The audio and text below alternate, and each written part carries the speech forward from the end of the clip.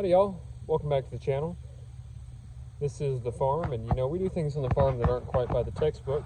Today we got ourselves a General Electric 1945 6-ish refrigerator without the kicker panel.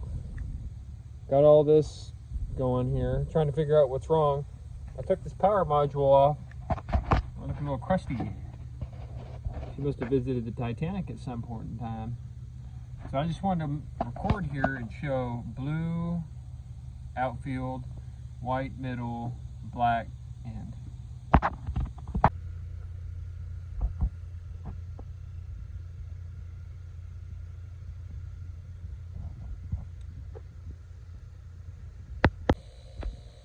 Oh yeah, looky there, we got vacuum, boys. Let's roll this in and see what happens.